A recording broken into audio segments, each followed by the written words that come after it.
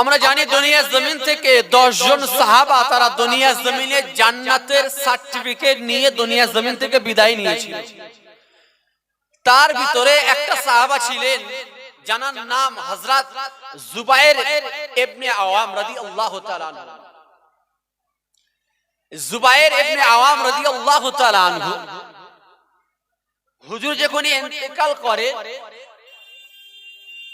হুজুর দুনিয়ার জমিনে ঋণ রেখে যায়, মানুষের কাছে কর্জ রেখে যায় 22 লক্ষ দিরহাম। আচ্ছা, এটা যদি আমাদের টাকায় যদি কনভার্ট করি, আমাদের টাকায় যদি নিয়ে আসি, কত হবে বলে মনে হয়? সেই সময় 8 থেকে 10 দিরহামে একটা ছাগল বা ভেড়া বা বকরি বা দুম্বা কিনতে পাওয়া যেত। তা আমাদের এই সাইটের দিকে কত নাই একটা ছাগল? এটা আনুমানিক 8-9 হাজার টাকা নেবে।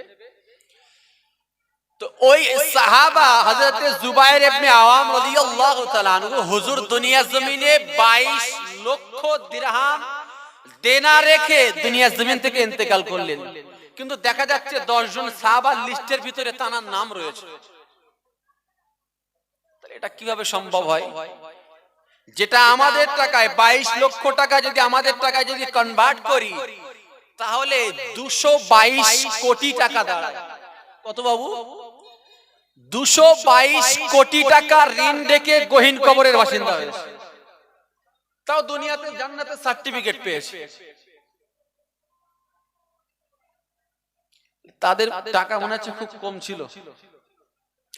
এখন প্রশ্ন হচ্ছে যে সাহাবা এতটা টাকা ঋণ করলো কিভাবে? প্রশ্ন আসে না আমাদের মনে যে একজন সাহাবা সে দুনিয়ার জমিনে জান্নাতের সার্টিফিকেট পেয়েছে, সে মানুষটা কিভাবে 22 লক্ষ দিরহাম অর্থাৎ 220 থেকে 22 কোটি টাকা এই এতটা টাকা ঋণ করে কিভাবে গেল, বা সে এতটা টাকা নিয়ে কি কাজ করেছিল?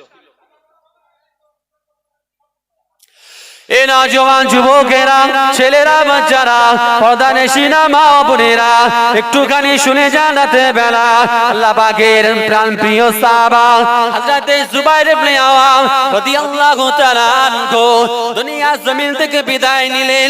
দুনিয়া জমিন থেকে বিদায় নেওয়ার আগে হুজুর দুনিয়া জমিনে ঋণ রেখে গেলেন 22 লক্ষ দিরহাম, যেটাকে আমাদের টাকায় যদি কনভার্ট করা হয়, যে অঙ্কটা দাঁড়ায়, যেটি অঙ্কে এসে দাঁড়ায় 220 থেকে 22 কোটি টাকা। এতটা টাকা তিনি ঋণ করে গেলেন কিভাবে? প্রশ্ন চলে আসে আমাদের মাঝে। সেই সময় আমরা জানি মক্কা নগরে রাসূলুল্লাহর পিরিয়ডে, রাসূলুল্লাহর সময়তে না না না না না না সেই পিরিয়ডে সেই সময়ে কোনো ব্যাংক ব্যালেন্স ছিল না। মানুষের নিজেদের অর্থগুলো ব্যাংকে রেখে আসবে এমন কোনো জায়গা ছিল না। ওই সময়ে মানুষগুলো কিভাবে মানুষের সঙ্গে চলাফেরা করতেন, মানুষরা জানতেন কোন মানুষটা বিশ্বাসী। যেমন করে আমরা ইতিহাস জানি, যেমন করে আমরা শুনেছি রাসূলুল্লাহ সাল্লাল্লাহু আলাইহি ওয়াসাল্লামের কাছে রাসূলুল্লাহর বয়স যখন 40 বছর হয়েছে, রাসূলুল্লাহ নবুয়ত প্রাপ্ত হয়েছে, রাসূলুল্লাহ 40 বছরের আগ পর্যন্ত মক্কার কুরাইশ বংশ সহ অন্যান্য কাফের মুশরিক বেদিনীরা তারা রাসূলুল্লাহর কাছে নিজেদের স্বর্ণগুলো, নিজেদের অর্থগুলো রাসূলুল্লাহর কাছে রেখে আসতেন। এবং এক পর্যায়ে রাসূলুল্লাহকে একটি উপাধি দেওয়া হয়েছিল আল আমিন বলে, বিশ্বাসী বলে উপাধি দেওয়া হয়েছিল। এ নওজওয়ান যুবকেরা, ছেলেরা, বাচ্চারা, পর্দানশীনা মা বোনেরা, আমি আপনাকে বোঝাতে চেয়েছি বিশ্বাসী বলে সেই পিরিয়ডে সেই সময়ে কয়েকজন হাতে গোনা মানুষ ছিলেন, কয়েকজন মানুষ ছিলেন হাতে গোনা। তো রাসূলুল্লাহর কাছে যেমন মক্কার কুরাইশ বংশ সহ অন্যান্য গোত্রের মানুষেরা এবং মুশরিকরা, কাফেররা, বেদিনরা তারা যেমন নিজেদের স্বর্ণগুলো, নিজেদের টাকা কড়িগুলো, অর্থগুলো রাসূলুল্লাহর কাছে দিয়ে আসতেন। আমরা শুনেছি ওয়াজ মাহফিলের মাধ্যমে বা জুম্মার বয়ানে শুনেছি যে রাসূলুল্লাহ যখন হিজরত করেন, যে রাতে রাসূলুল্লাহর জায়গাতে তিনি তার জামাতা হযরত আলী রাদিয়াল্লাহু তাআলা আনহু হুজুরকে চাদর মুড়িয়ে দিয়ে শোয়ার কথা বলেছিলেন এবং বলেছিলেন আলী অমুক জায়গায় স্বর্ণ রয়েছে, অমুক জায়গায় অর্থ রয়েছে, সব আলাদা আলাদা পুটলি করা রয়েছে। এই অর্থটা অমুক ব্যক্তির, এই অর্থটা অমুক ব্যক্তির, এই আমানতগুলো পৌঁছে দিও। কেমন ভাবে ওই পিরিয়ডে ওই সময়ের মানুষগুলো যেমন রাসূলুল্লাহর কাছে নিজেদের অর্থগুলো রাখতে দিতেন, পাশাপাশি হযরতে জুবাইর ইবনে আওয়াম রাদিয়াল্লাহু তাআলা আনহু হুজুরের কাছেও রেখে দিতেন। হযরতে জুবাইর ইবনে আওয়াম তিনি বলতেন যে দেখেন, আমার কাছে আমানত দেবেন না, আমি আমানত চাই না। তুমি যেহেতু তোমার ওই অর্থগুলো আমাকে আমানত রাখছো, আমি এটাকে কোনো কাজে লাগাতে পারবো না। যেভাবে দেবে সেভাবেই রেখে দেব, যখনই চাবে সেভাবেই তোমাকে ফেরত দিতে হবে। অতএব এটাকে আমাকে আমানত হিসেবে না দিয়ে আমাকে এটাকে ধার স্বরূপ দাও, যাতে করে আমি তোমার অর্থটা ব্যবহার করতে পারি। আমানত দিলে তো সেটা ব্যবহার করা যায় না। আমি যদিও আমাদের পিরিয়ডে এখনকার সময়ে অনেক কিছু ভোল্টেজ পেল্টে গেছে, আমরা অনেক কিছু আমানত দেই। উদাহরণস্বরূপ আমি যদি বলি যে বাবু আমার এই ফোনটা রাখেন, 2000 টাকা আমাকে দেন আর আমার ফোনটা আমানত দিলাম আপনার কাছে, তো পরবর্তী সময় বাবু ঠিক 2000 টাকা দিয়ে আমার ফোনটা নেলো বটে, কিন্তু দেখছে তো ও তো 10 দিন পরে দেবে, তো 10 দিন আমি ফোনটা ব্যবহার করে নেই। ভুল বলছি? আমাদের সময় হয় না অনেক কিছু। একটা ক্ষেত আমানত সহকারে দিয়েছে একজনের কাছে যে এটা এই অর্থের বিনিময়ে আমার এই ক্ষেতটা তুমি নাও, চাষ করার হুকুম দেয়নি। তার কাছে আমানত রেখেছে, তোমার কাছে আমি 50,000 টাকা নিয়েছি, টাকাটা ফেরত দেবো কিনা, তা আমার একটা অর্থ তোমার কাছে দিলাম। সে কিন্তু হুকুম দেয়নি যে আমার জমিতে তুমি চাষ করতে পারবে। তাহলে যে ব্যক্তি আমি বাবুকে দিলে, বাবু যদি আমার জমিতে চাষ করে, বাবুর জন্য হারাম হয়ে যাবে, ফতোয়া নিয়ে নেবে, বাবুর জন্য হারাম হয়ে যাবে। আমি বাবুর কাছে আমানত রেখে দিয়েছি, ব্যবহার করার জন্য নয়। বাবু যে ঋণটা আমার কাছে পায় সেটা ফেরত দিলে বাবু আমার জমিটা আমাকে ফিরিয়ে দিবে। হযরত জুবাইর ইবনে আওয়াম রাদিয়াল্লাহু তাআলা আনহু হুজুর বলতেন এটাকে আমাকে আমানত দিও না, এটা আমাকে ধার স্বরূপ দাও। তো এক পর্যায়ে দেখা গেল মানুষ দিতে দিতে দিতে দিতে এক পর্যায়ে দেখা গেল যে তিনি যখন ইন্তেকাল করলেন 22 লক্ষ দিরহাম ঋণগ্রস্ত অবস্থায় বিদায় নিলেন। তিনি সেই সমস্ত টাকাগুলো নিয়ে কি করেছিলেন? সমস্ত মানুষ আসহাবে কেরাম সবাই জানতেন যে জুবাইর খুবই ঋণী, জুবাইর খুবই ঋণী। তো হযরতে হিজাম রাদিয়াল্লাহু তাআলা আনহু জুবাইর ইবনে আওয়াম রাদিয়াল্লাহু তাআলা আনহুর সন্তানের কাছে এসে পৌঁছালেন যে বেটা, তোমার বাপ তো অনেক ঋণ করে গেছে, শুনেছি অনেক মানুষ তোমার বাপের কাছে টাকা পায়, কত টাকা তোমার বাপের কাছে পাই, যদি আমরা একটু সাহায্য করতে পারতাম, তোমার বাপের ঋণটা যদি পরিশোধ করতে পারতাম। এ নওজওয়ান যুবকেরা, ছেলেরা, বাচ্চারা, পর্দানশীনা মা ও বোনেরা, হযরতে জুবাইর ইবনে আওয়াম রাদিয়াল্লাহু তাআলা আনহুর সন্তান আব্দুল্লাহ ইবনে জুবাইর খুবই চালাক সন্তান ছিলেন। তিনি কিছুক্ষণ চুপটি মেরে থাকার পরে চাচাজিকে ডেকে বললেন, হযরতে হিজাম রাদিয়াল্লাহু তাআলা আনহুকে ডেকে বললেন, চাচাজি, আমার পিতা দুনিয়া জমিনে 1 লক্ষ দিরহাম রেখে গিয়েছে ঋণ করে। হযরতে হিজাম রাদিয়াল্লাহু তাআলা আনহু বলেছিলেন, আল্লাহি আল্লাহি আল্লাহি, না না না না না না না না, আমার রবের কসম কেটে বলছি, তুমি জুবাইরের সন্তান হিসেবে তোমাকে আমি একটা কথা শিখিয়ে দেই, তোমাকে আমি একটা কথা বলে যাই, তুমি তোমার বাপের ঋণ কখনো পরিশোধ করতে পারবে না। আমরা মনে করেছিলাম সামান্য কিছু ঋণ হয়তো রয়েছে, আমরা কয়েকজন মিলে তোমার পিতার ঋণটা পরিশোধ করে দেব, কিন্তু তুমি বলছো 1 লক্ষ দিরহাম, না না না না না, এটা কখনো কোনো মতেই সম্ভব হবে না, এই ঋণটা তুমি পরিশোধ করতেই পারবে না। কত বলেছে? 1 লক্ষ দিরহাম বলেছে, কিন্তু হাকিকাতে কত? হাকিকাতে 22 লক্ষ দিরহাম। তাহলে যেখানে 22 লক্ষ 12 ভাগের 1 ভাগ তিনি বললেন, সেখানে চাচা হিজাম রাদিয়াল্লাহু তাআলা আনহু বলছে তোমার পিতাজি এতটা টাকা ঋণ করে গেছে।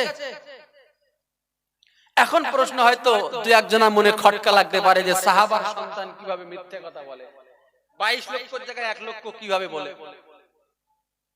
তিনি কিছু জনকে উদ্দেশ্য করে বলেছিলেন যে এই সমস্ত মানুষেরা আনুমানিক 1 লক্ষ দিরহাম পাবে। তিনি পুরোটাই চাচার সঙ্গে শেয়ার করলেন না। তো তিনি দেখলেন যে আমি 1 লক্ষ বললাম, চাচা তাতেই পা পিছিয়ে নিলেন। কিন্তু একটি সিক্রেট ছিল, একটা গোপনীয় তথ্য ছিল, যেটা শুধুমাত্র হযরতে আব্দুল্লাহ ইবনে জুবাইর জানতেন। হযরতে জুবাইর ইবনে আওয়াম রাদিয়াল্লাহু তাআলা আনহু, হুজুর ওই মানুষের কাছ থেকে ওই টাকাগুলো নিয়ে তিনি কি করতেন না, তিনি 6 থেকে 7টা জায়গায়, 6টা থেকে 7টা জায়গায় তিনি জমি কিনে বিল্ডিং করেছিলেন। জমি কিনে বিল্ডিং করেছিলেন। তিনি যখন ইন্তেকাল করার আগে যুদ্ধের ময়দানে যাচ্ছেন, তিনি তার সন্তান আব্দুল্লাহ ইবনে জুবাইরকে ডেকে বলছে, বেটা, বহু মানুষ আমার কাছে ঋণী হয়ে রয়েছে, আমি বহু মানুষের কাছে ঋণী হয়ে রয়েছি, বেটা তাদের ঋণগুলো পরিশোধ করে দিও। যদি ঋণ পরিশোধ করতে না পারো, অমুক অমুক জায়গার জমি সহ বিল্ডিংটা বিক্রি করে দিও। আব্দুল্লাহ ইবনে জুবাইর রাদিয়াল্লাহু তাআলা আনহু তিনি ওই সমস্ত জমিগুলো বিক্রি করলেন। একটি বছর নাই, দুটি বছর নাই, তিনটি বছর নাই, 4 হজের মৌসুমে 4 বছর অতিবাহিত হয়ে গেল। হজের মৌসুম চলে আসে, আব্দুল্লাহ ইবনে জুবাইর পাহাড়ের চূড়ায় উঠে যায়। ও হজ করনে वाला মানুষেরা, ও হজ করনে वाला মানুষেরা, তোমরা কি আব্দুল্লাহ ইবনে জুবাইরের সন্তান বলছি, তোমরা কি জুবাইর ইবনে আওয়ামের কাছে তোমরা কি কোনো টাকা পেয়ে থাকবে? তোমরা যদি জুবাইর ইবনে আওয়ামের কাছে যদি টাকা পেয়ে থাকো, তোমরা আমার থেকে বুঝে নাও, জুবাইর ইবনে আওয়াম আমার পিতাজি। তোমরা জুবাইর ইবনে আওয়ামের কাছে যদি কোনো ঋণ পেয়ে থাকো, তাহলে সে টাকাটা আমার থেকে পরিশোধ করে নাও। এরকম করে 4 বছর অতিবাহিত হয়ে গেল। 4 বছর চলে গেল। 4 বছর অতিবাহিত হওয়ার পরে আব্দুল্লাহ ইবনে জুবাইর রাদিয়াল্লাহু তাআলা আনহু হুজুর সমস্ত অর্থগুলো এবার একত্রিত করলেন, সমস্ত ঋণ পরিশোধ হয়ে গেল। এবার দেখি আব্বাজান আমাদের জন্য কত টাকা রেখে গেছে। আব্দুল্লাহ ইবনে জুবাইর রাদিয়াল্লাহু তাআলা আনহু তিনি সমস্ত অর্থগুলো একত্রিত করে দেখতে পেলেন হযরত জুবাইর ইবনে আওয়াম রাদিয়াল্লাহু তাআলা আনহু যে সাহাবী দুনিয়া জমিনে 10 জন সাহাবী জান্নাতের সার্টিফিকেট পেয়েছিলেন, তার ভিতরে একজন রয়েছে হযরত জুবাইর ইবনে আওয়াম রাদিয়াল্লাহু তাআলা আনহু। আব্দুল্লাহ ইবনে জুবাইর চিন্তা করতে লাগলেন, সমস্ত ঋণ পরিশোধ করে দিলাম, সমস্ত দেনা পাওনা মিটিয়ে দিলাম, এখন দেখতে চাই আমাদের ভাই বোনদের জন্য আব্বাজি কতটা অর্থ সম্পদ আমাদের জন্য রেখে গেছেন। হযরত আব্দুল্লাহ ইবনে জুবাইর রাদিয়াল্লাহু তাআলা আনহু তিনি সমস্ত অর্থগুলো একত্রিত করলেন, একটার পর একটা গিনতি শুরু করলেন। পরিশেষে তিনি গিনতি কমপ্লিট করার পরে তিনি লক্ষ্য করে দেখতে পেলেন 5 কোটি 20 লক্ষ দিরহাম তিনি অবশিষ্ট নিজেদের কাছে পেয়ে গেলেন। ঋণ ছিল কত? 22 লক্ষ দিরহাম। সমস্ত দেনা পাওনা মিটিয়ে কত আসছে হাতে? 5 কোটি 20 লক্ষ দিরহাম। যে জায়গাটায় হযরত জুবাইর ইবনে আওয়াম রাদিয়াল্লাহু তাআলা আনহু দেনা করে গিয়েছিলেন, কর্জ করে গিয়েছিলেন, ঋণ করে গিয়েছিলেন 22 লক্ষ দিরহাম, অর্থাৎ 220 থেকে 22 কোটি টাকা। সেখানে আব্দুল্লাহ ইবনে জুবাইর অর্থাৎ জুবাইর ইবনে আওয়ামের সন্তান পিতার দেনাগুলো মিটিয়ে তিনি দেখছে যে তাদের ভাই বোনদের নিজেদের ভিতরে বাটোয়ারা করবে, তবে আব্বাজি কত রেখে গেছে, আব্বার তো দেনা পাওনা সব মিটিয়ে দিলাম। 4 বছর ধরে আমরা জানি যে ফরজ হজ প্রত্যেক বছর একবার করে হয়। হজের মৌসুম আসে, উনি ওই পাহাড়ের চূড়ায় দাঁড়িয়ে যায়। ওগো হজ করনে वाला মানুষেরা যারা হজ করতে এসেছো, তোমরা কি কেউ আমার বাপের কাছে, আমার পিতার কাছে, জুবাইর ইবনে আওয়ামের কাছে তোমরা কি টাকা পাও? যদি পেয়ে থাকো আমার কাছে এসো, আমি তার সন্তান, তোমাদের ঋণগুলো পরিশোধ করে দেব। আচ্ছা, আমাদের সন্তানগুলো করবে বলে মনে হয়? একটু মাথা নাড়া দেন না, জান্নাতের বাগানে বসে হক কথা বলতে কি আছে যে 4 বছর দাঁড়িয়ে দাঁড়িয়ে এলান করেছে। এমত অবস্থায় যখন দেখলেন যে আর কোনো পাওনাদার আসছে না, 4 বছর পরে ওই টাকাগুলো একত্রিত করলেন। যে এইবার টাকাগুলো একত্রিত করি, করে দেখলেন যে সমস্ত ঋণগুলো পরিশোধ করার পরে 5,20,00,000 টাকা এখনো এক্সট্রা রয়েছে। যে টাকাটা আমাদের টাকায় যদি কনভার্ট করা হয় ওই দিরহামটা, তাহলে বর্তমান সময় অনুযায়ী কয়েক হাজার কোটি টাকা এসে দাঁড়াবে। আচ্ছা, মানুষটা কি দুনিয়া জমিন থেকে জান্নাতের সুসংবাদ পেয়েছিল না পায়নি? তাহলে মানুষটার টাকা আছে, তারপরেও কোথায় গেছে? দুনিয়া জমিন থেকে জান্নাত হাসিল করে চলে গেছে। আর আমাদের ভিতরে যাদের একটু টাকা আছে, আমরা কিভাবে চলি? আমাদের ড্রেস পত্র পেল, এই যে একটা অহংকার। আল্লাহ বলছেন, বান্দা তুমি অহংকার করছো না? না বান্দা, তুমি অহংকার করছো না, তুমি আমার চাদর ধরে টানছো। কে বলছে? হাদিসে কুরসির ভিতরে এসে আল্লাহ বলছে, বান্দা তোমার কাছে আমি একটু অর্থ দিয়েছি, তুমি সেই অর্থটা নিয়ে, তোমাকে আমি একটু রূপ দিয়েছি, তুমি সেই রূপটাকে নিয়ে অহংকার করছো। বান্দা সব কিন্তু ঘুচে যাবে। আচ্ছা, আমার কাছে একটা কথা বলেন, যে রূপ যদি ম্যাটার করে, তাহলে হযরত বেলাল কেন রাসূলুল্লাহর এত প্রিয়? আর আমরা জানি ইসলামের সবথেকে বড় শত্রু কে ছিলেন? কে ছিলেন? একটু হ্যাঁ হু দেন। আবু জেহেল। এই আবু জেহেলের দেখতে হুজুর কিতাবের ভিতরে এসে কাশ্মীরি আপেল। কিসের মতো? কাশ্মীরি আপেল। আর বেলাল ছিল কেমন? কালো কয়লা। সেই বেলাল, রাসূল বলছে, আমি মেরাজে যখন ঘুরছি, আমি বেলালের পায়ের আওয়াজ পাচ্ছি। আর এক বর্ণনায় রয়েছে, আমি আমার জামাতার পায়ের আওয়াজ পাচ্ছি। তাদের জীবনটা বা তাদের চলাফেরা, কথাবার্তা, দুনিয়ার জমিনটা কেমন ছিল? এখন প্রশ্ন হচ্ছে যে ওই মানুষটা দুনিয়ার জমিনে এতটা টাকা, যেমন দুনিয়ায় যেমন দুনিয়া কামিয়েছে, আমরা যেমন দোয়া করি, রব্বানা আতিনা ফিদ দুনিয়া হাসানাতাও ওয়া ফিল আখিরাতি হাসানা, দোয়া করি আল্লাহ আমাদের ইহকালটাও ভালাই করো, পরকালটাও আমাদের জন্য ভালাই করো। তাহলে সেই সমস্ত মানুষগুলো দেখেন, ইহকালটা ভালো করে চলে গেছে, আর পরকালটাও জান্নাত দুনিয়ার জমিন থেকে নিয়ে তাই গেছে। গিয়ে তাই পাননি, নিয়ে তাই গেছে। এবারে আসি, যাদের অর্থ নেই, তারা মনে করে যে তাহলে ওর টাকা ছিল বলে ওই জন্য ইবাদত বান্দিগিতে পড়েছিল।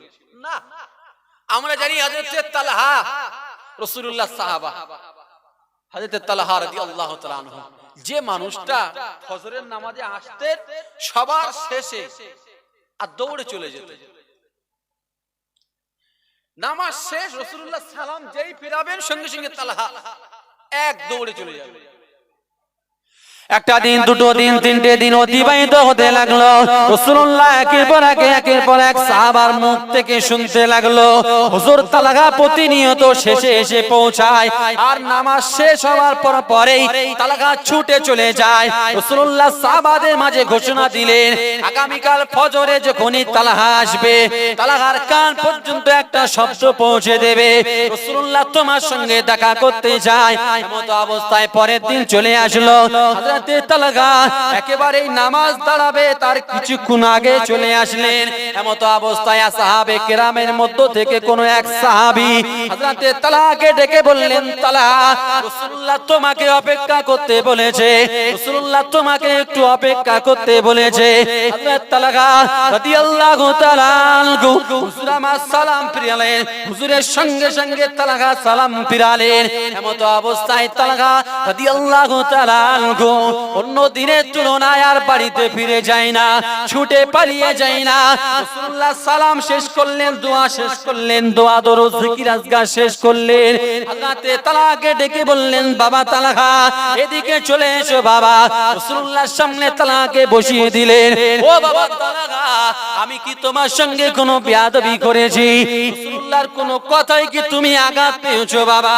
হযরতে তালহা রাদিয়াল্লাহু তাআলা আনহু হুজুর আমার কেঁদে ফেললেন, ইয়া রাসূলুল্লাহ গে, ইয়া হাবিবাল্লাহ হুজুর, পিতাকা বিউম্মি, ইয়া রাসূলুল্লাহ, ইয়া হাবিবাল্লাহ হুজুর, আমি তালহা আমার পিতামাতা আপনার কদমেতে কুরবান। হুজুর না না না না না না না না না, আপনার কোন কথাতে আপনার কোন ব্যবহারে আমি তালহা কষ্ট পাইনি। ও বাবা তালহা, তাহলে কেন আমি যেই না সালাম ফিরুই তুমি সঙ্গে সঙ্গে ছুটে বাড়িতে চলে যাও? হযরতে তালহা রাদিয়াল্লাহু তাআলা আনহু হুজুরের চোখ দিয়ে আরো বেশি জোরে জোরে পানি পড়তে লাগলো। হুজুর অজর নয়নে কাঁদতে লাগলো। এমত অবস্থায় রাসূলুল্লাহকে বলতে লাগলেন, ইয়া রাসূলুল্লাহ গে, ইয়া হাবিবাল্লাহ হুজুর, হুজুর আমি তালহা আমার গায়ে যে চাদরটি দেখতে পাচ্ছেন, হুজুর এই চাদরটি শুধুমাত্র আমরা বাড়ির পরিবারের দুটি মেম্বারের একটি চাদর রয়েছে। আমরা স্বামী স্ত্রী দুজনা, কিন্তু আমাদের পরিধানের কাপড় একটা। হুজুর তাও বহু জায়গায় তালি মারা রয়েছে। হুজুর আমি যখনই ফজরের নামাজে আসি, আমি তখন আমার স্ত্রীটাকে উলঙ্গ অবস্থায় একটা গর্তের ভিতরে একটা পাত্র দিয়ে ঢেকে দিয়ে আসি। হুজুর আমি ফজরের নামাজ শুরু হবার একেবারেই কাছাকাছি এসে পৌঁছাই, দৌড়ে এসে আমি মসজিদে নববীতে 2 রাকাত ফরজটা আদায় করে হুজুর আমি ফের দৌড়ে চলে যাই। হুজুর আমি গিয়ে আমার পরিধানের কাপড়টা খুলে স্ত্রীকে দেই, আমি গুহার ভিতরে ঢুকে যাই, স্ত্রী সেই কাপড়টা পরিধান করে ফজরের নামাজটা আদায় করে নেয়। আচ্ছা ওই হযরতে তালহা রাদিয়াল্লাহু তাআলা আনহু সাহাবী, হুজুরের থেকে মনে হচ্ছে আমরা খুব অসহায়। মনে হচ্ছে যে হুজুরের থেকে আমাদের অভাব টানাটানি বেশি। হুজুরের কটা ছিল পরিধানের কাপড়? একটা। তাতে কোথায় গেছে? দুনিয়া থেকে জান্নাতের সার্টিফিকেট নিয়ে বিদায় নিয়েছে। হযরত জুবাইর ইবনে আওয়াম রাদিয়াল্লাহু তাআলা আনহু হুজুরের কাছে কয়েক হাজার কোটি টাকা সম্পদ থাকা সত্ত্বেও তিনি টাকাকে ভ্যালু না করে আখিরাতের জন্য তিনি কাজ করে গেছেন। হযরতে তালহার কাছে, হযরতে তালহা রাদিয়াল্লাহু তাআলা আনহু হুজুরের কাছে কিছু না থাকার পরেও দুনিয়া জমিন থেকে জান্নাতটা হাসিল করে বিদায় নিয়েছে। আচ্ছা এই দুজনার ভিতরে আমরা সবাই পড়ে যাই, আমাদের কাছে হয় অর্থ আছে, অনেকের কাছে কম আছে। তাহলে আমরা যদি দুইজন সাহাবাকে যদি ইক্তেদা করি, অনুসরণ করি, অনুকরণ করি, যদি রাসূলুল্লাহ বললেন আসহাবিকান নুজুম, আমার প্রত্যেকটা সাহাবা আকাশের নক্ষত্রের ন্যায়, যাকে তোমরা অনুসরণ করবে, অনুকরণ করবে, তোমরা সিরাতাল মুস্তাকিম, সঠিক পথের পথিক হয়ে যাবে। তাহলে আমরা যদি দুজন সাহাবাকে যদি ফলো করি, তাহলে আমাদের জীবনটা সহজ হবে না কঠিন হবে? রাসূল বললেন, সাহাবাদের সামনে বলছেন, হযরত আবু হুরায়রাকে ডেকে বলছেন, বাবা আবু হুরায়রা, তোমাকে 6টি উপদেশ দেই, তুমি কি মানবে? জি ইয়া রাসূলুল্লাহ, অবশ্যই। ওই 6টি উপদেশের ভিতরে একটা উপদেশ ছিল, হুজুর হযরত আবু হুরায়রাকে ডেকে বলছে, বাবা আবু হুরায়রা, কখনো তোমার থেকে উঁচু লেভেলে যে সমস্ত মানুষগুলো রয়েছে তাদেরকে দেখবে না। তোমার একতলা বাড়ি, তোমার থেকে যার আল্লাহ আর একটু অর্থ দিয়েছে, সে আর একটু রংচং করে পাথর দিয়ে 2 তলা ঘর নির্মাণ করেছে। বাবা আবু হুরায়রা, তুমি ওদিকে না দেখে তোমরা দেখো তোমার থেকে নিচে যে রয়েছে, তাহলে তোমার ভিতরে শয়তান আর ওয়াসওয়াসা দিতে পারবে না। আমি যখনই দেখবো আল্লাহ ওকে 2 তলা দিয়েছি আর আমি একতলা, কিন্তু রাসূল নিষেধ করছে না ওদিকে নয়, এদিকে দেখো। রেল স্টেশনের পাশে একটা ঝুপড়ি বেঁধে কত কষ্ট করে রয়েছে, স্টেশনের গায়ে একটা বস্তি এলাকায় ঝুপড়ি বেঁধে একটা পেপারের চাল দিয়ে কত কষ্ট করে দেখো। সেটাকে দেখে তুমি শুকরিয়া আদায় করো যে সে পেপারের চালে রয়েছে, আল্লাহ আমাকে একটা ছাদের তলায় রেখে দিয়েছে। আল্লাহ লাখ কোটি শুকরিয়া। এটা আমাদের জন্য রাসূলুল্লাহ একটা মাধ্যম দেখিয়ে দিলেন। ঘুম লাগছে বলে মনে হচ্ছে, কটা বাজে? একটু মহব্বতে দরুদ শরীফ, আল্লাহুম্মা সাল্লি আলা।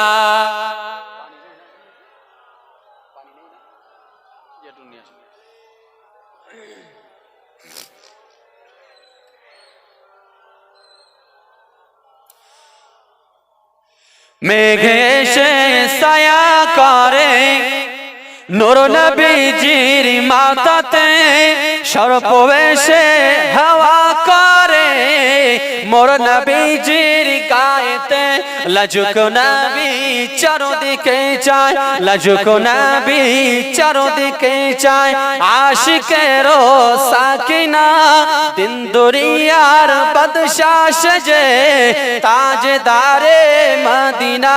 তাই হালিমা তোর ঘরে আজ, তাই হালিমা তোর ঘরে আজ কে এসেছেন দেখো না, দিন দুনিয়ার বাদশাহ সেজে তাজদারে মদিনা। আল্লাহুম্মা সাল্লি আলা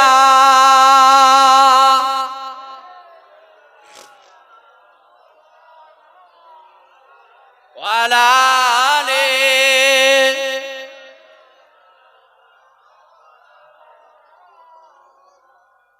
আমার ভাই ও বাবাজি, এ পর্যন্ত আমি আপনাদেরকে ছোট্ট দুটি পয়েন্টের উপরে কি বোঝালাম।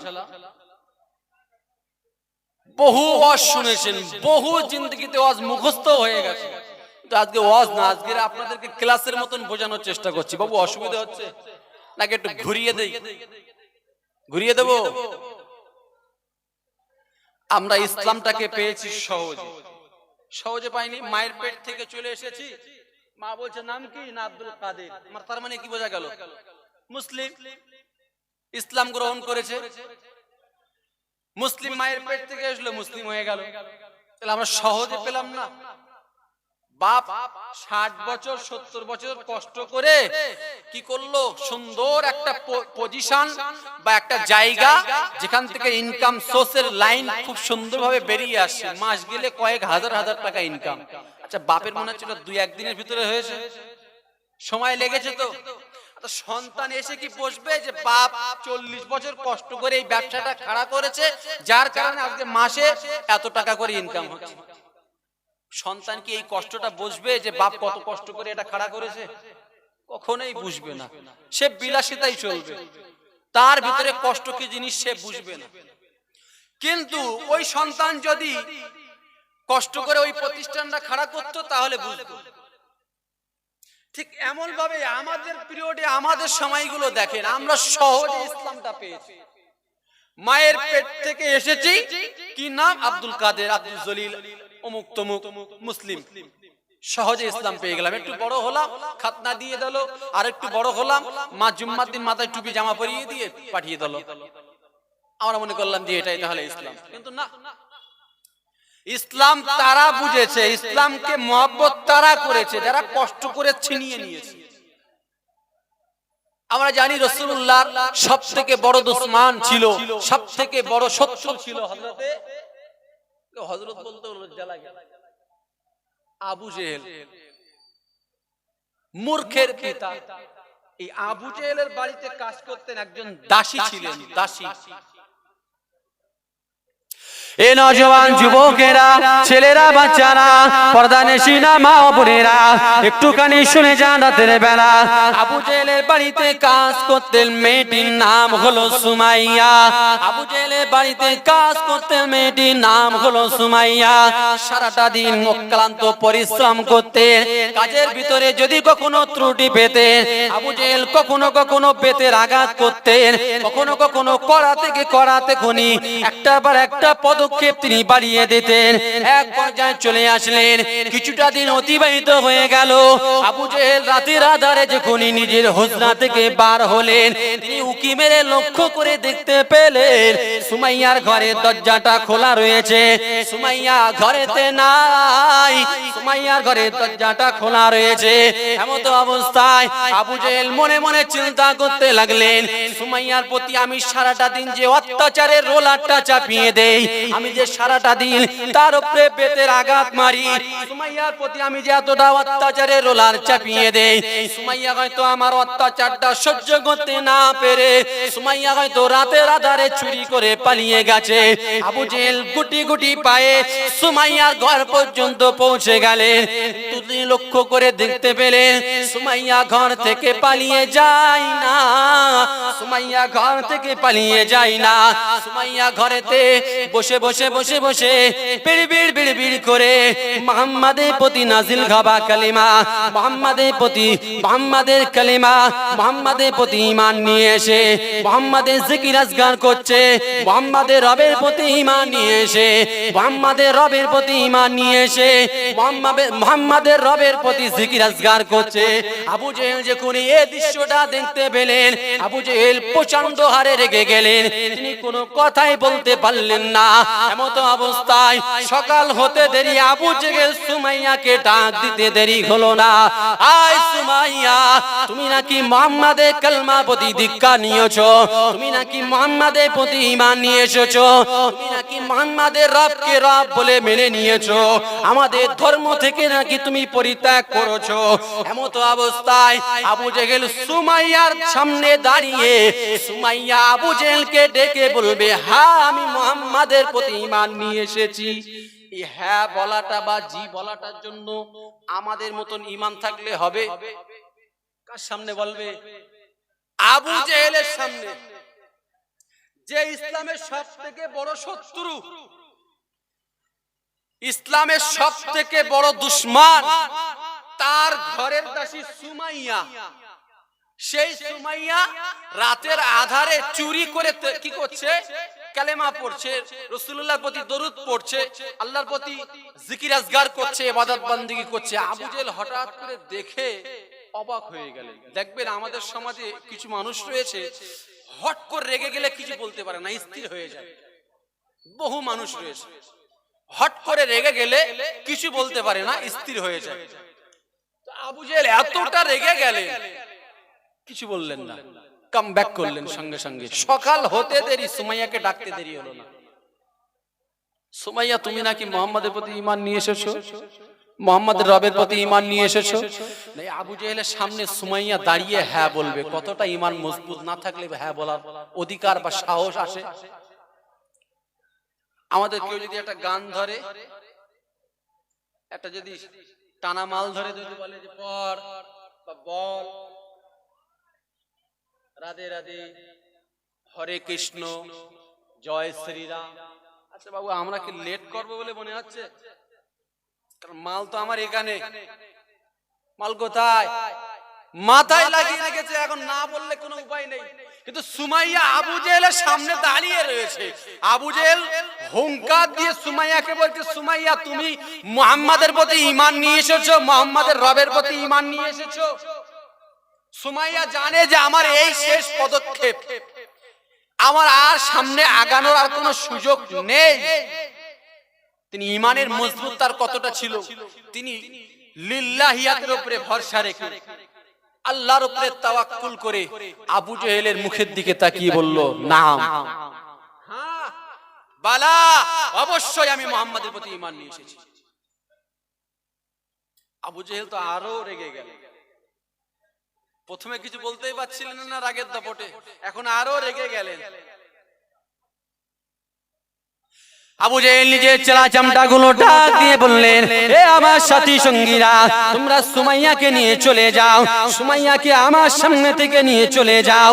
তোমাদের যেটা মন চায় তোমরা সুমাইয়ার প্রতি সেই অত্যাচারের রোলারটা চাপিয়ে দাও, কিন্তু সুমাইয়াকে আমার সামনে তোমরা রেখো না।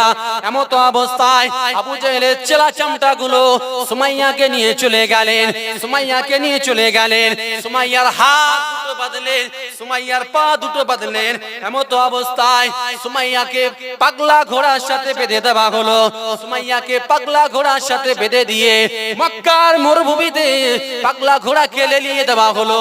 এমত অবস্থায় পাগলা ঘোড়া মক্কার মরুভূমিতে দৌড়াদৌড়ি করতে লাগে।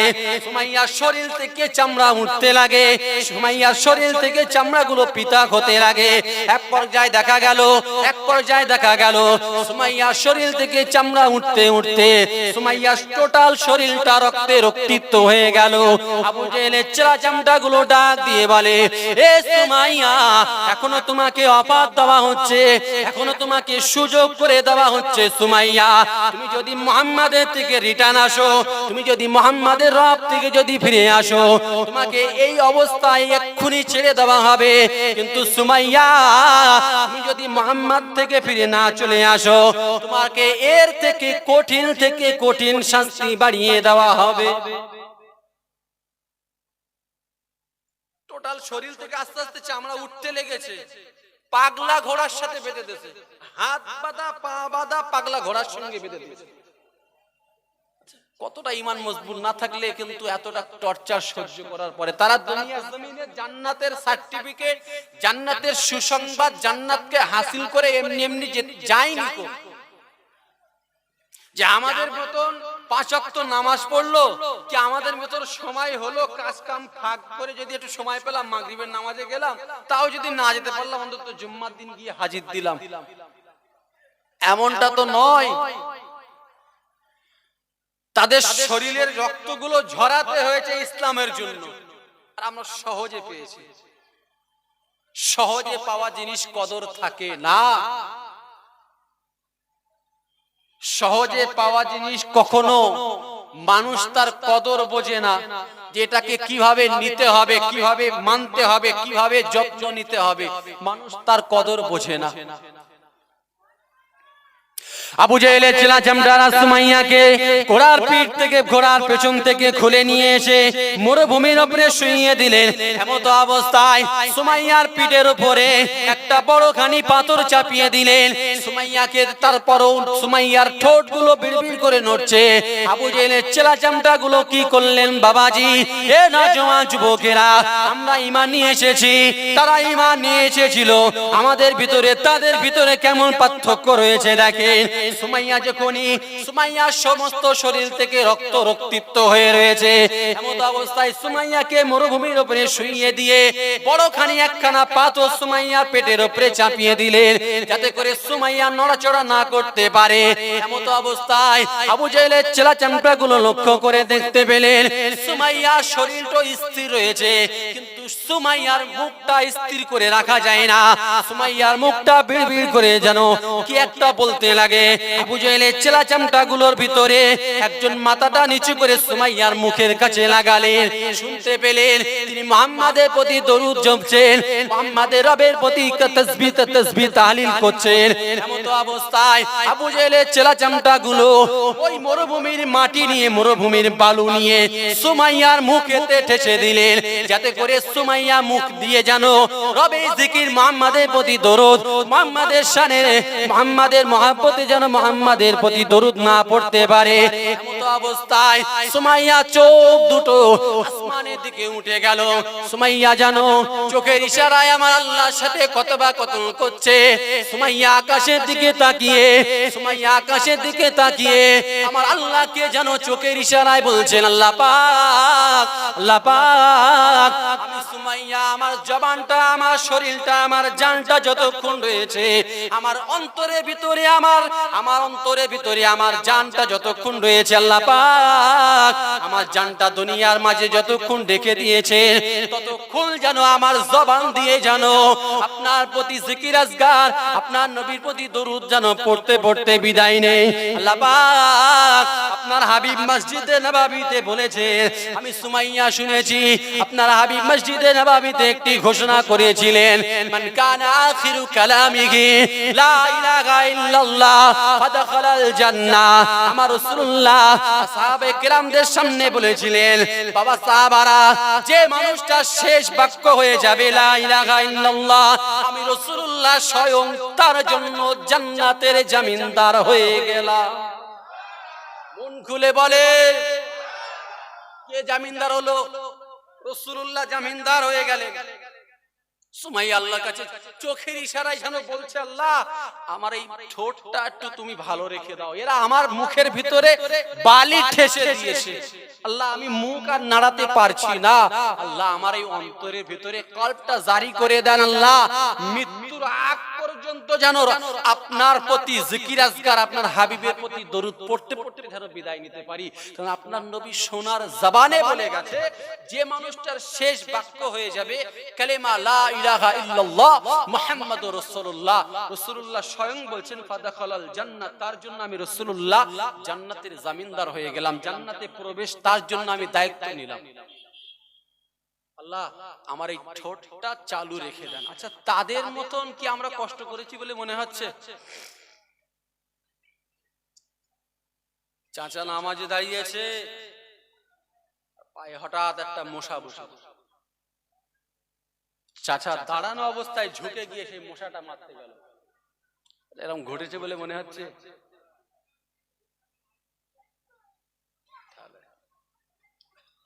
অনেক মানুষ দেখবেন, বহু মানুষ রয়েছে যারা সারাটা দিন সময় পায় কিন্তু মসজিদে যায় না। আমি জানি এর ভেতরে বহু মানুষ আছেন যারা হয়তো নবী প্রেমিকের জন্য আজকের মাহফিলে এসেছেন, কিন্তু অনেকেই জান না। আমি জানি যে তাদের সময় রয়েছে, কোনো কাজ নেই, অথবা কাজের ফাঁকে আরামসে নামাজটুকু পড়তে পারে, তারপরেও সেই ব্যক্তি মসজিদে হাজির হচ্ছে না। আচ্ছা, ওই মানুষগুলো কিভাবে নাজাত পাবে বলে মনে হয়?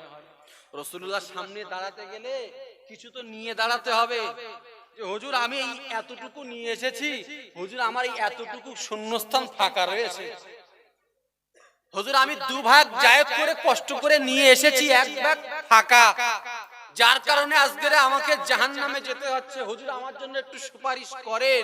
রাসূলুল্লাহর সামনে তো দাঁড়াতে হবে, রাসূলুল্লাহ তো সুপারিশ তো আমাদের জন্য নিতে হবে। নাকি আপনি রাসূলুল্লাহর সুপারিশ ছাড়া জান্নাতে যাবেন বলে মনে হচ্ছে? আমার ভাই বাবাজিরা, ওই জন্য ওয়াজ মাহফিল একের পর এক, মোড়ে মোড়ে, পাড়ায় পাড়ায়, মসজিদে মসজিদে, মক্তবে মক্তবে, মাদ্রাসায় মাদ্রাসায়, মায়েরা মিলে, যুবক ভাইয়েরা মিলে, ছোট ছোট বাচ্চারা মিলে দেখবেন একটার পর একটা জলসা কায়েম করছে। বহু উলামা হযরতের মুখ থেকে বহু কিছু শুনতে পাবেন, কিন্তু অনুরোধ একটাই, অন্তত চেষ্টা করেন সারাটা দিনের ভিতরে মসজিদে হাজির দেওয়ার 5টা বার। এটা দিলে এই জলসাটা আজকের এই হাজার হাজার টাকাটা খরচ করা আমাদের জন্য সাফল্য হবে, অন্যথায় সবকিছু বেকার হয়ে যাবে। আমি যা বললাম, আপনি যা শুনলেন, এক কান দিয়ে শুনলেন, অপর কান দিয়ে বার করে দিলেন, জলসার শেষে তাওয়ারুক নিয়ে বাড়ি চলে গেলেন। আর একটা জিনিস দেখবেন, আমি আর একটা ছোট্ট পয়েন্ট বলি, দেখবেন অনেক মানুষ রয়েছে আমাদের ভিতরে, যেটাকে আমরা বাংলায় বলি জুম্মা মুসল্লি, বলে থাকি না, জুমা মুসল্লি। আর গ্রামের ভিতরে খুঁজলে পাওয়া যাবে, আমাদের গ্রামেও আছে। আমি যে বলছি না যে আমাদের গ্রাম ভালো, গ্রামের ভিতরে খুঁজলে পাওয়া যাবে যারা ঈদ মুসল্লি। ভুল বলছি বলে মনে হচ্ছে? ভুল বলছি বলে মনে হচ্ছে? জুম্মা মুসল্লি পাবেন, ঈদ মুসল্লি পাবেন। যারা জুম্মার দিন আসে দেখবেন এর ভিতরে কিছু কিছু মানুষ রয়েছে, ইমাম সাহেব কটা বাজে এখনো নামাজে দাঁড়ালো না, এখনো খুতবা নিয়ে দাঁড়ালো না, ইমাম সাহেব আজকে দুয়া এত লম্বা করে দিয়েছে, আজকে নামাজের কিরাতটা এত বড় করে দিয়েছে। আচ্ছা, এরকম বলতে শুনেছি আমরা কেউ, নাকি আমি নিজে থেকে বানিয়ে বলছি? শুনেছেন আপনারা? শুনেছেন?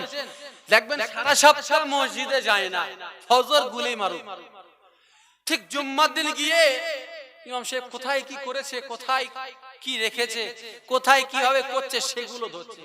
ভাই, তুমি যে একজন আলেমকে ভুল ধরছো, তুমি যে একজন আলেমকে, আলেমের নামে আঙ্গুল তুলছো, আলেমের শানে, আলেমের শানে তুমি যে আঙ্গুল তুলছো, তোমার কতটা যোগ্যতা রয়েছে?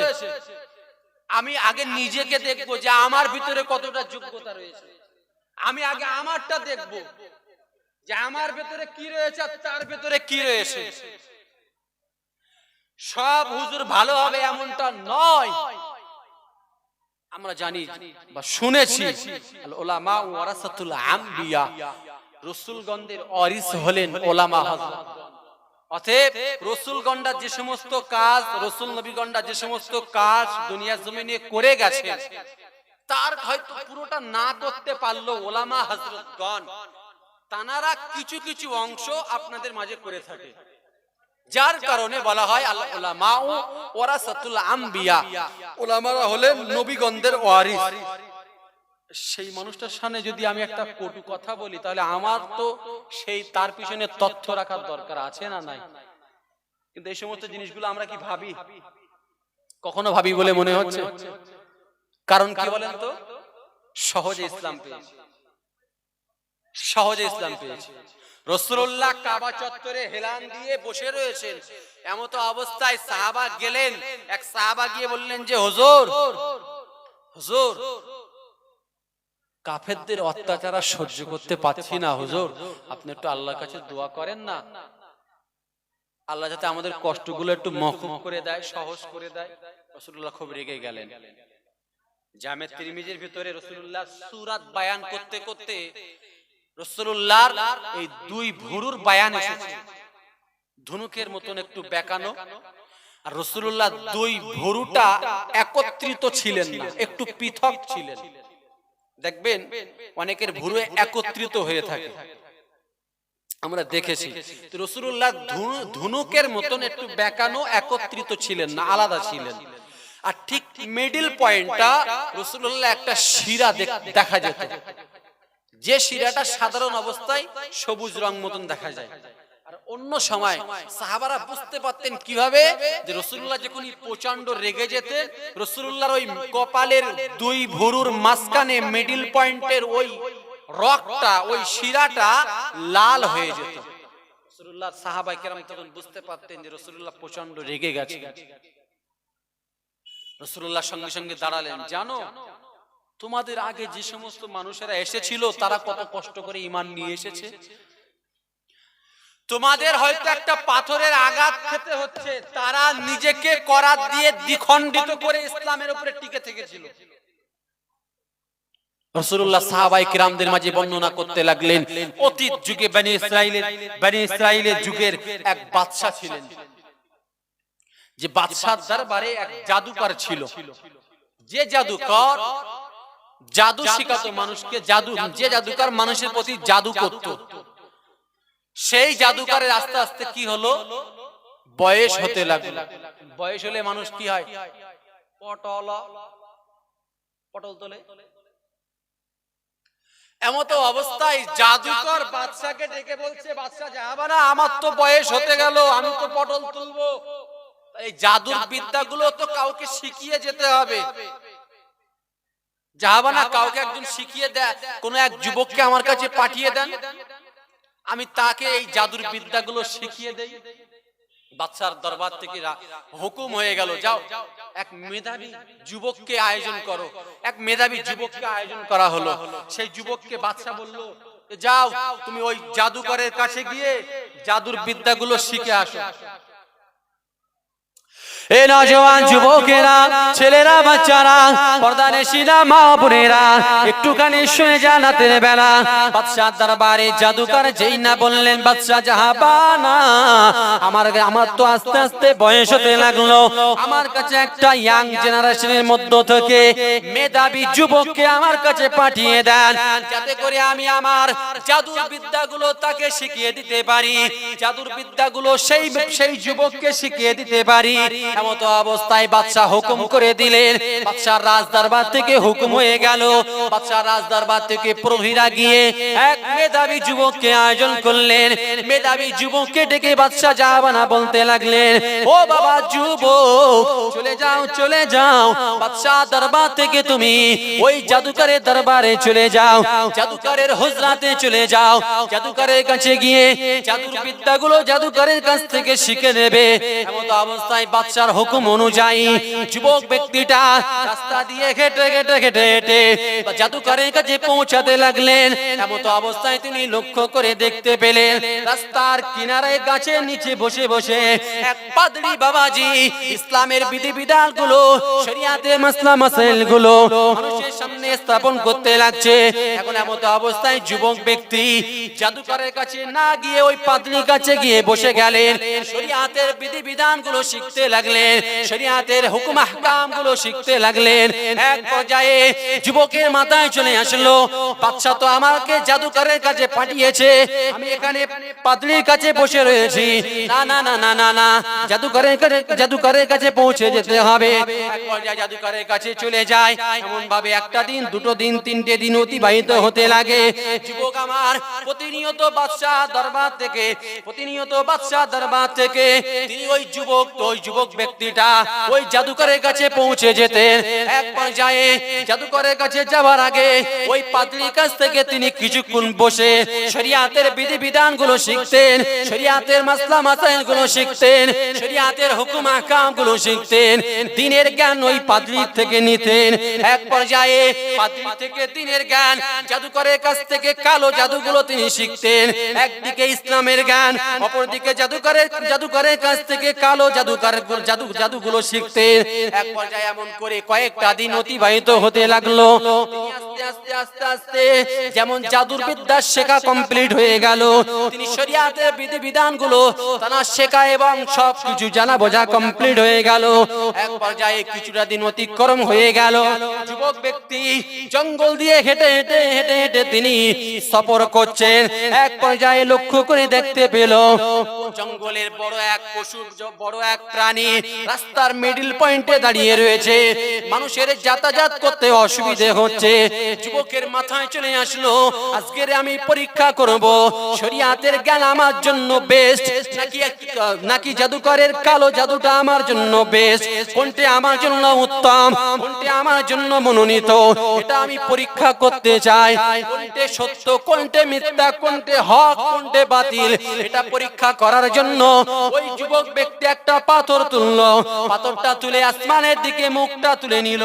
আল্লাহ পাক, আল্লাহ পাক, আজকে যদি পাদ্রীর ইসলামের জ্ঞানটা যদি সত্য হয়ে থাকে, পাদ্রীর নামে এই পাথরটা চুনলাম, পাদ্রীর নামে এই পাথরটা চুনলাম, পাদ্রী যেগুলো আমাকে শিক্ষা দিয়েছে সেগুলোর ওসিলা করে অর্থাৎ আমি আপনার প্রতি তাওয়াক্কুল করে, আপনি যে আল্লাহ, আপনাকে আল্লাহ বলে মেনে আমি এই ছোট্ট পাথরটা নিক্ষেপ করব ওই বিশাল বড় পশুর উপরে, আপনি পশুটাকে ইন্তেকাল করিয়ে দেবেন। এই ছোট্ট পাথরের আঘাতে পশুটা যেন মৃত্যুবরণ করে।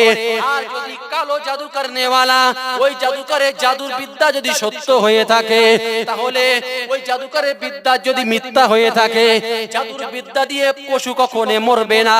এক পর্যায়ে দেখা গেল যখনই আমার আল্লাহর প্রতি তাওয়াক্কুল করে ওই যুবক ব্যক্তিটা যখনই ছোট্ট পাথরটা যখনই নিক্ষেপ করলেন, সঙ্গে সঙ্গে বিশাল বড় জন্তুটা রাস্তার মাঝে পড়ে ইন্তেকাল করে গেলেন।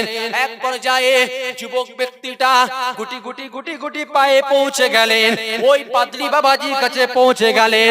পাদ্রী বাবাজি, বাবাজি, বাবাজি, আজকের আমার সঙ্গে এমন একটা রহস্যময় ঘটনা ঘটেছে, আজকে আমার সঙ্গে এমন একটা অলৌকিক ঘটনা ঘটেছে। পাদ্রী বাবাজি যুবককে ডেকে বলছে, বাবা যুবক, তুমি আমার থেকে উঁচু জায়গায় পৌঁছে গেছো, বাবা যুবক, তোমাকে কিন্তু আগামীতে পরীক্ষা নেওয়া হবে, খুবই সতর্ক এবং সাবধানে নিজেকে রেখো, সাবধানে থাকবে, সেফ ড্রাইভ, সেফ লাইফ।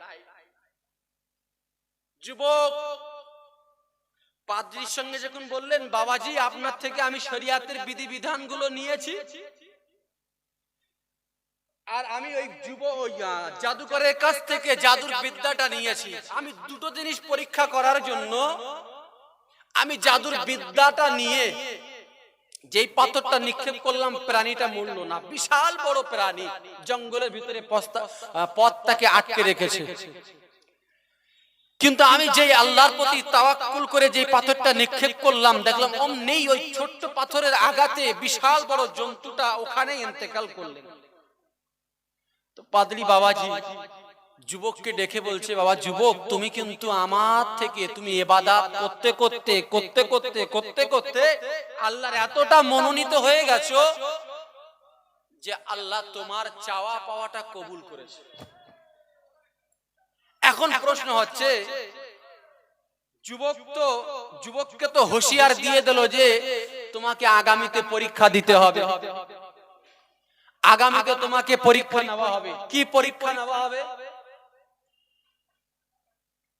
যে পরীক্ষা সম্পর্কে যদিও পুরোটাই স্পষ্ট নেই, হাদিস শরীফের ভিতরে ক্লিয়ারলি এসেছে, রাসূলুল্লাহ বয়ান করেছেন, কিন্তু সূরাতুল বুরুজের ভিতরে আল্লাহ পাক তাদের ছোট্ট একটা অংশ জুড়ে দিলেন।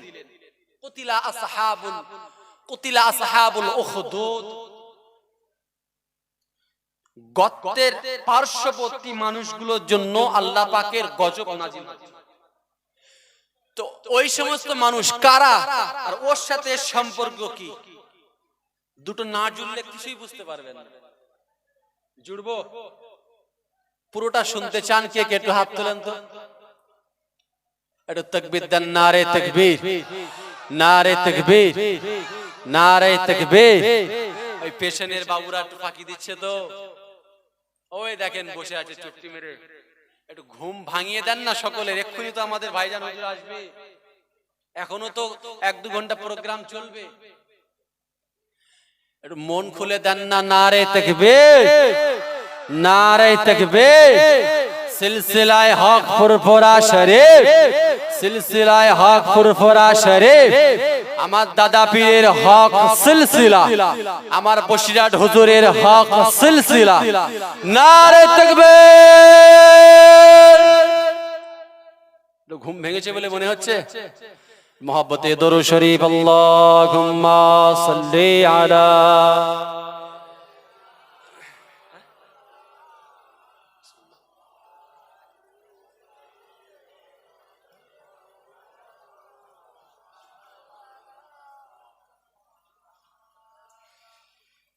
আমার ভাই ও বাবাজিরা, যে কথা আলোচনা করছিলাম, যুবক ব্যক্তিকে যখনই পাদ্রী ডেকে বললেন, যুবক আগামীতে তোমার পরীক্ষা নেওয়া হবে, আর ওই যুবককে আল্লাহ একটা হিকমত দিয়েছিলেন। দেখবেন কিছু কিছু মানুষের কিছু কিছু বৈশিষ্ট্য থাকে।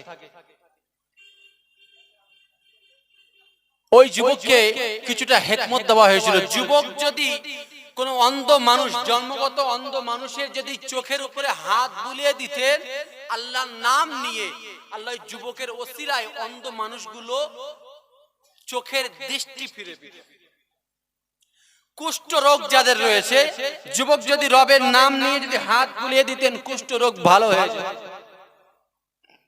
যুবকের দুটো হিকমত আল্লাহ দিয়েছিলেন।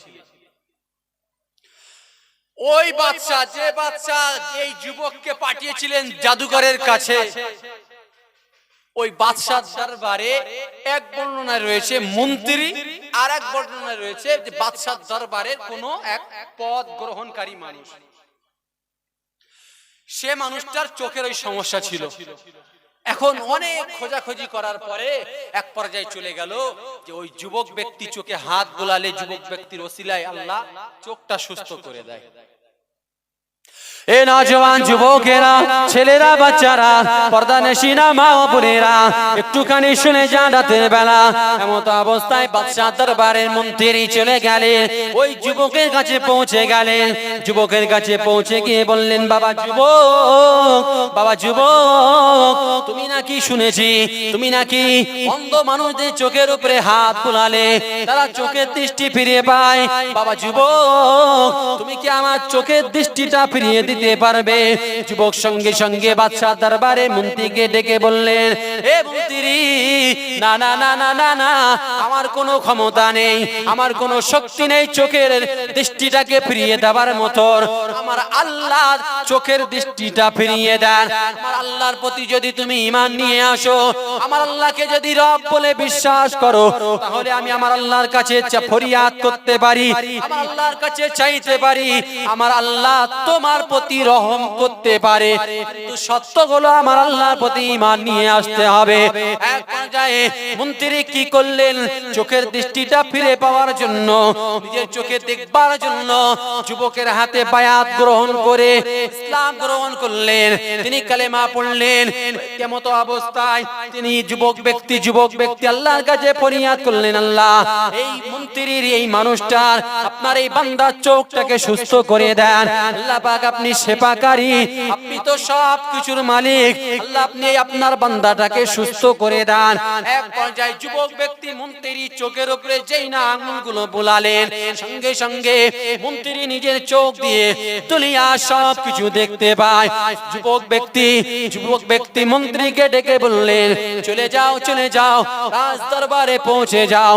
মতো অবস্থায় মন্ত্রী গুটি গুটি পায়ে অন্য দিনের তুলনায় রাজ দরবারে চলে গেলেন।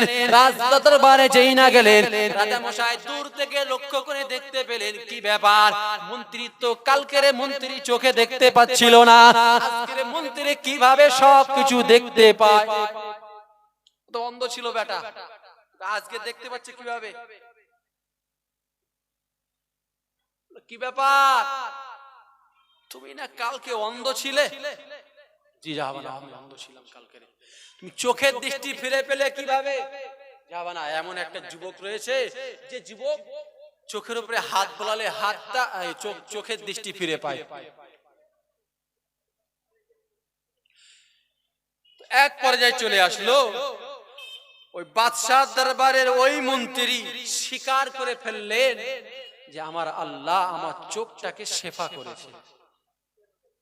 বাদশার মনে ঝট করে ঝটকা দিল যে আমি ছাড়া কি তোমার অন্য কোন প্রভু আছে? আমরা শুধু শুনেছি যে ফেরাউন খোদা দাবি করেছিল, শুনেছি তো আমরা সবাই শুনেছি, কিন্তু শুধু ফেরাউন না, বহু ফেরাউন ছিল যারা নিজেকে খোদায়িত্ব দাবি করেছে। শুধু খোদায়িত্ব দাবি করেননি, নিজেকে এমন ভাবে উক্তি করেছে আনা রাব্বুকুমুল আলা, আমি সবথেকে বড় প্রভু। আর যে তাকে মানেনি তার প্রতি অত্যাচারের রোলার চাপিয়েছে, অত্যাচারের রোলার চাপিয়ে দিয়েছে। এক পর্যায়ে চলে আসলো, বাদশা যেই বলল যে আমার ছাড়া কি তোমার অন্য কোন প্রভু আছে? মন্ত্রী ডেকে বললেন, বাদশা জাহাবানা, জি জি জি জি জি, আমার যে প্রভু আল্লাহ, আপনার সেই প্রভু আল্লাহ আমাকে যিনি দুনিয়া জমিনে বাঁচিয়ে রেখেছেন, সেই আল্লাহ আপনাকেও দুনিয়া জমিনে বাঁচিয়ে রেখেছেন। বাদশা তো আরো রেগে রাগান্বিত হয়ে গেলেন, আরো তিনি রাগে রাগান্বিত হয়ে গেলেন। এক পর্যায়ে বাদশা হুকুম দিলেন, একে গ্রেফতার করো, একে শুলে চড়ানো হোক, একে ফাঁসি দেওয়া হোক, একে আমার কারাগারে বন্দী করো, আর ওই যুবক ব্যক্তিটাকে ধরে নিয়ে আসো। যুবক ব্যক্তিকে ধরে নিয়ে আসা, বাদশার দরবারে ডেকে নিয়ে আসা হলো। যেই বাদশার দরবারে ডেকে নিয়ে এসেছে, সঙ্গে সঙ্গে বাদশা বলছে, বাহ, তুমি তো খুব সুন্দর কালো জাদু শিখেছো, তুমি তো জাদুর বিদ্যা তো জাদুকরের কাছ থেকে খুব সুন্দর করে শিখেছো, তুমি মানুষের উপরে হাত বুলিয়ে দিচ্ছ জাদু করে, আর মানুষ চোখের দৃষ্টি ফিরে যাচ্ছে, আমি তো জানতাম না। বাদশা শাবাশি দিতে লাগছে। যুবক বলছে, জাহাবানা, না না না না না, আপনি যেটা ভাবছেন সেটা নয়। জাদুকরের জাদুর থেকে, জাদুকরের জাদুর বিদ্যা দিয়ে আমি কারোর শেফা করিনি, আমি নিজেও শেফা করিনি, শেফা দিয়েছেন আমার আল্লাহ। বাদশা আবার রেগে গেল, আমার ছাড়া তোমার অন্য কোন প্রভু আছে? তোমাকে তো আমি পাঠিয়েছিলাম জাদুকরের কাছে বিদ্যা শেখার জন্য, আমার ছাড়া তোমার আর কে আছে জাদুর বিদ্যা শেখার? তুমি তো জাদুর বিদ্যা শিখেছো আমার মাধ্যমে, আমি ছাড়া তোমার অন্য কোন খোদা আছে? যুবক ব্যক্তিকে এক পর্যায়ে যুবক ব্যক্তির সঙ্গে বাদশার তর্ক বিতর্ক চলছে। যুবককে বলেছিল, ওই যে পাদ্রী বলেছিল তোমাকে ঈমানি পরীক্ষা নেওয়া হবে, যুবক তুমি সাবধান থেকো, তোমাকে ঈমানি পরীক্ষা নেওয়া হবে। যুবককে অত্যাচার করতে করতে যুবক এক পর্যায়ে মুখ ফসকে বলে ফেললেন যে আমি পাদ্রীর থেকে এসব কিছু শিখেছি, আমি শরিয়াতের বিধিবিধানগুলো পাদ্রীর থেকে শিখেছি। পাদ্রীকে ধরে নিয়ে আসা হলো। পাদ্রী, তুমি কি একে শিক্ষা দিয়েছো? জি। তোমার প্রভুকে? বলছে আমার প্রভু যিনি, আপনার প্রভু তিনি। বাদশা বলছে হবে না, গোড়া থেকে তুলতে হবে। ওই প্রহরীকে এবং ওই পাদ্রীকে, দুজন ব্যক্তিকে শাস্তি দিচ্ছে কেমন ভাবে বলেন তো? বাদশা হুকুম করলেন, যাও প্রহরীরা চলে যাও, রাজ দরবার থেকে বসার বড় একটা করাত নিয়ে আসো। করাতগুলো নিয়ে এসে পাদ্রীর মাথার মাঝখানে রেখে দাও, আমার রাজ দরবারের মন্ত্রীর মাথার মাঝখানে রেখে দাও। দুজনের মাথার মাঝখানে রেখে দুই দিকে লোক ভাগ হয়ে যাও। দুই দিক থেকে করাত তোমরা চালাতে লাগো, তোমরা করাতটাকে প্রচার দিতে লাগো, তোমরা করাতটাকে চালাতে লাগো। এক পর্যায়ে বাদশার আদেশ অনুযায়ী, বাদশার হুকুম অনুযায়ী বাদশাহ দরবারের প্রজারা, বাদশাহ দরবারের প্রভুরা তারা কি করলো, বিশাল বড় করাত নিয়ে এসে বাদশাহ দরবারে থাকা ওই মন্ত্রী এবং পাদ্রীকে নিয়ে মাথা থেকে নিয়ে শরীর পর্যন্ত তারা করাত চালাতে চালাতে তাদের শরীরটা দ্বিখণ্ডিত করে বাদশার সামনে ফেলে দিল। বাকি রইল যুবক। কে রয়েছে? কজন ছিল? তিনজন। তিনজনের ভেতরে বাদশার মন্ত্রীকে কি করলো, করাত দিয়ে দ্বিখণ্ডিত। এবং যুবক যার কাছ থেকে এই ইসলামের বিধিবিধানগুলো শিখেছিল ওই পাদ্রী বাবাজি, অর্থাৎ আমাদের ভাষায় বলি একজন আলেম। পাদ্রী বলতে সেই সময় সেই পিরিয়ডের সেই যে নবীদের প্রতি যে কিতাব নাজিল হয়েছিল সেই কিতাবের পণ্ডিত্য অর্জন করেছিল যে ব্যক্তিটা, তো সেই আলেম বা সেই পাদ্রী মানুষটাকে দ্বিখণ্ডিত করা হলো। শুধু বাকি রইল এই যুবক। যুবকের জন্য অফার দিচ্ছে, যুবক তোমাকে অফার দেওয়া হচ্ছে, যদি তুমি ফিরে আসো তাহলে তোমাকে ছেড়ে দেবো, আজাদ করে দেবো, কিচ্ছু বলবো না। যদি না ফিরে আসো তোমার জন্য কড়া হুঁশিয়ার রয়েছে। যুবক বলছে না, আমি আপনাকে কখনোই খোদা বলে মেনে নিতে পারি না। এই সমস্ত জিনিসগুলো যদি আমাদের সঙ্গে ঘটে, আমরা কতক্ষণ ইসলামের উপরে টিকে থাকবো বলে মনে হচ্ছে? কতক্ষণ হলে থাকবো বলে? এ নওজওয়ান যুবকেরা, ছেলেরা, বাচ্চারা, পর্দানশীনা মা ও বোনেরা, এমত অবস্থায় বাদশাহ হুকুম দিলেন নিজের প্রজাদের, এ আমার প্রজারা চলে যাও, চলে যাও, চলে যাও। যুবককে নিয়ে পাহাড়ের চূড়ায় চলে যাও, যুবককে নিয়ে পাহাড়ের চূড়াতে চলে যাও। যুবক যদি সে তার খোদাকে যদি সে যদি আমাকে খোদা বলে মেনে নেয়, আমাকে যদি খোদা বলে যদি মেনে নেয়, তাহলে তাকে পাহাড়ের নিচে থেকে সসম্মানে নিচে নিয়ে চলে আসবে। যদি আমাকে প্রভু হিসেবে খোদা হিসেবে মেনে না নেয়, তাহলে পাহাড়ের চূড়া থেকে ধাক্কা মেরে যুবককে নিচে নিক্ষেপ করবে। একটা কটা হলো? একটা। এখন সবাই চলে গেল যুবককে ধরে, চলো পাহাড়ের চূড়ায়। পাহাড়ের চূড়ায় চলে গেল। পাহাড়ের চূড়ায় গিয়ে যুবককে বলছে, বাবা যুবক, তোমাকে অফার দেওয়া হচ্ছে, বাদশার দরবার থেকে তোমাকে অফার দেওয়া হচ্ছে, যদি তুমি তোমার ওই খোদাকে অমান্য করে আমাদের বাচ্চাকে খোদা বলে মেনে নাও, তাহলে তোমাকে সসম্মানে মালা পরিয়ে তোমাকে নিচে নিয়ে যাবো রাজ দরবার পর্যন্ত। আর তুমি যদি আমাদের বাচ্চাকে খোদা বলে না মেনে নাও, তাহলে তোমাকে এখান থেকে নিক্ষেপ করে নিচে ফেলে দেবো। যুবক মাথা নাড়া দিচ্ছে, আমি তোমাদের বাদশাকে কখনো খোদা বলে মেনে নিতে পারলাম না। এ নওজওয়ান যুবকেরা, ছেলেরা, বাচ্চারা, পর্দানশীনা মা ও বোনেরা এক পর্যায়ে চলে আসলো। যুবককে পাহাড়ের মাথা থেকে নিচে নিক্ষেপ করবে। যুবক নিজের মুখটা আসমানের দিকে তুললেন, আল্লাহুম্মা কফিনি, আল্লাহুম্মা কফিনি বিমা শি'তা, আল্লাহুম্মা কফিনি বিমা শি'তা। আল্লাহ পাক, এরা আমার প্রতি অত্যাচারের রোলা চাপিয়েছে, এরা আমাকে পাহাড়ের চূড়া পর্যন্ত নিয়ে চলে এসেছে। আল্লাহ পাক, এরা আমাকে পাহাড় থেকে নিচে নিক্ষেপ করতে চায়। আল্লাহ, এদের জন্য, এদের মোকাবেলায় আপনি আমার জন্য যথেষ্ট হয়ে যান। আল্লাহ, এদের বিপক্ষে আপনি আমার জন্য যথেষ্ট হয়ে যান। আমার আল্লাহ পাক দয়াময় করুণাময় কিভাবে তিনি তার রহমত বান্দার প্রতি বর্ষণ করছে দেখেন। পাহাড়ের চূড়ায় বাদশার প্রজারা উপস্থিত রয়েছে, ওই যুবক উপস্থিত রয়েছে। পাহাড়টা নাড়িয়ে দিল। বাদশাহ দরবারের প্রজাগুলো পাহাড়ের চূড়া থেকে একের পর এক নিচে নিক্ষেপ হয়ে গেল, সবাই ইন্তেকাল করে গেল। কিন্তু না না না না না না, আমার আল্লাহ পাহাড়ের চূড়াতে ওই যুবকটাকে সংরক্ষণ রেখে দিয়েছে।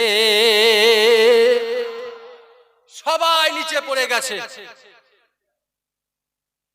আল্লাহ তিনি তার বান্দাকে ওই পাহাড়ের চূড়ায় রেখে দিয়েছে। যুবক গুটি গুটি গুটি গুটি গুটি গুটি পায়ে বাদশার দরবারে হাজির।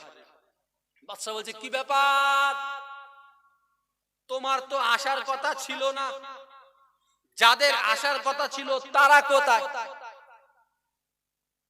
তোমার তো আসার কথা ছিল না, যাদের আসার কথা ছিল তারা কোথায় গেল?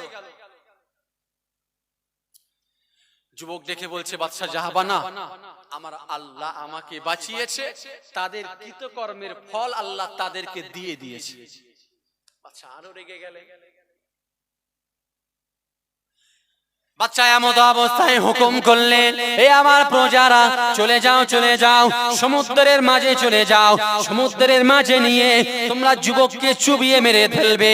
যদি যুবককে চুবিয়ে দেওয়ার আগে যুবককে অফার দেওয়া হবে, আমি বাদশা আমাকে যদি খোদা বলে মেনে নেয়, আমাকে যদি প্রভু বলে মেনে নেয়, তাহলে যুবককে ওখান থেকে সসম্মানে নদীর কিনারে নিয়ে চলে আসবে। আর যুবক যদি আমাকে খোদা বলে না মেনে নেয়, তাহলে ওখানে ওকে চুবিয়ে চুবিয়ে মেরে ফেলবে।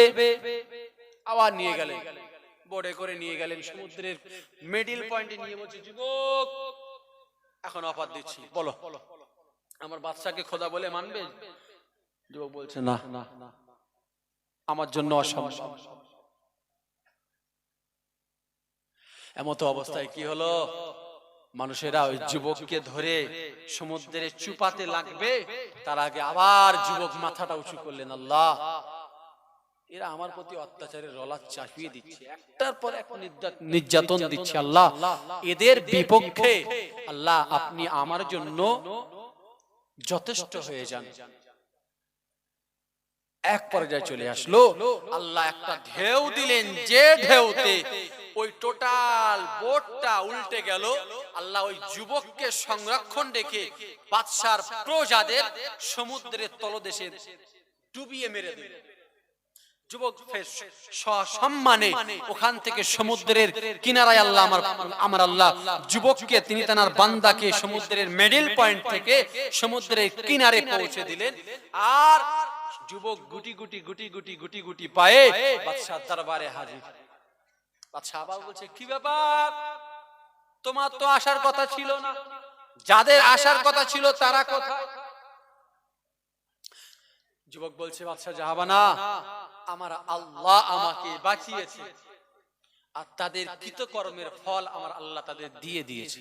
বাদশা জাহাবানা, আপনি যত চেষ্টা করেন আমাকে আপনি মারতে পারবেন না, তবে যদি আপনি একটা পথ যদি ব্যবহার করেন, আমার একটা রায় যদি আপনি মেনে চলেন, তাহলে আমাকে মারতে পারবেন। বাদশা বলছে যে, কত বড় হতভাগা, নিজের মৃত্যু নিজে ডেকে বলছে, বলো কিভাবে মারলে তুমি মরবে? বলছে বাদশা জাহাবানা, সমস্ত মানুষকে একত্রিত করা হোক, সমস্ত মানুষকে একত্রিত করে ওই মজলিসেই সবার মাঝখানে আমাকে দাঁড় করিয়ে দেবেন। আর আমার এই যে তীর দেখতে পাচ্ছেন, তীর ধনুক রয়েছে, আমার এই তীর ধনুক থেকে একটা তীর নিয়ে আপনি দূর থেকে নিক্ষেপ করবেন, এবং এটাই বলে নিক্ষেপ করবেন যে এই যুবকের প্রভুর নামে নিক্ষেপ করছে। কার নামে? এই যুবকের প্রভুর নামে নিক্ষেপ করছে। এখন বাদশা দেখলো যে একে তো কোনো প্রকারে মারা যাচ্ছে না, দেখি এর পথটাই ব্যবহার করে দেখি। মজলিস কায়েম করা হয়।